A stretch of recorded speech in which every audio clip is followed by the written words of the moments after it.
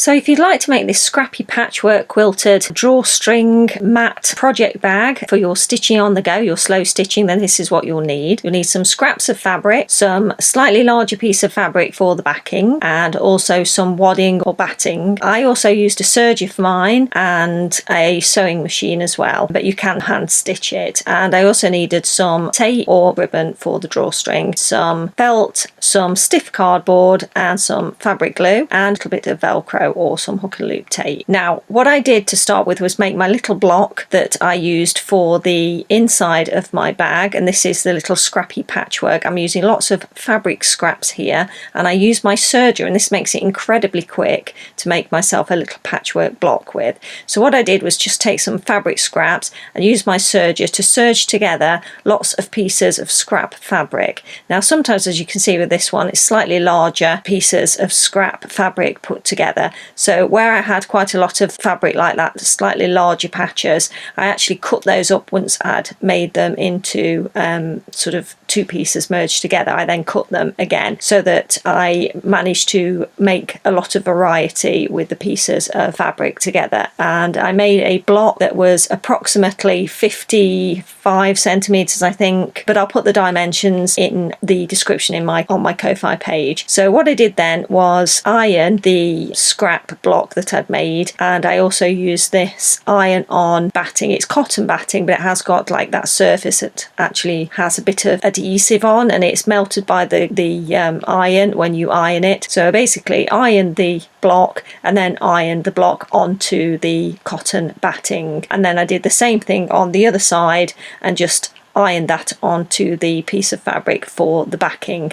The piece of fabric for the backing has to be about 3 inches larger all the way round the square block in order to be able to fold it over. I folded it over about 1.5 inches and then another 1.5 inches to fold it in to make a really nice neat seam. I mitered the corners there, so folded it in to miter the corners, and then I just used my little clips there to hold it in place. And what I'm going to do then is just sew around using my sewing machine, but this could be done by hand, and that then created a nice channel all the way around the bag in order to put the cotton twill tape or the ribbon in, and that then makes the drawstring, which you can then pull the bag closed with, or you can open it completely out as a mat. So I'm just going all the way around the mat here, all the way around the edge. Then what I'm going to do is just leave a little bit of a gap in between one of the corners, and this will just enable me to tuck in that ribbon or the twill tape. I wanted to make sure that I caught all of that patchwork underneath the sewing.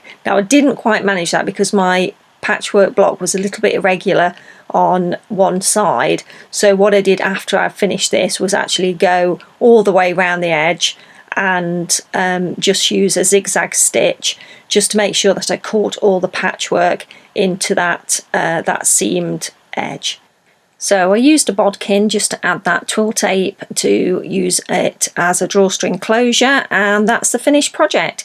So with hindsight, I might have added perhaps 2 strands of the twill tape, but I think it still works really well, and I love the fact that I can open it up completely as a mat or make it like a little bucket or just as a drawstring bag. So it's really versatile, and I can't wait to use some slow stitching to hand quilt the bag itself. So hopefully you've enjoyed seeing that part of it. Now I did add this little mat on the inside, and this is where the felt and possibly the Velcro comes in handy as well. I'm using some offcuts from a book that I made for someone. It was misprinted, so I'm using some nice thick bright pink felt on one side and some lighter pink felt on the other side, and all I'm doing is just adding some fabric glue, and I'm adding it right close to the edge so that it sticks all really close to the edge. Now I could have cut it slightly larger than the circle of card, but I've got a die cutter so it cuts it very precisely, so I just decided to use some circles of felt and a circle of that thick sort of card.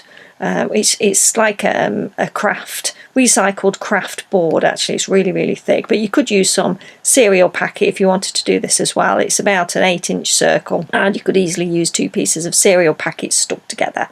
So I went really close to the edge with that fabric glue. It's actually a the 3-in-1 craft glue, and it's absolutely fantastic for felt and fabric and adding that onto card. I just made sure that I smooth that really nicely to the edges. Now this is a fantastic little mat that's a good addition to this particular bag, because not only can you pop it in your bag and it sort of gives it a little bit of structure, but it's absolutely fantastic for keeping things like your threads in check, for being able to stick a needle in if you wanted to.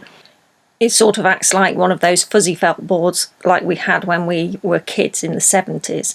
Anyway, it's fantastic as a little tray, and I thought this was a nice little addition. And if you added a little bit of Velcro to the bottom of your pots, then that would stay in place on that little mat as well. So it's a fantastic little project. I'm really proud of it. I'm going to be using it out and about, and I'm looking forward to adding some slow stitch detail to each of those little patchwork squares and rectangles.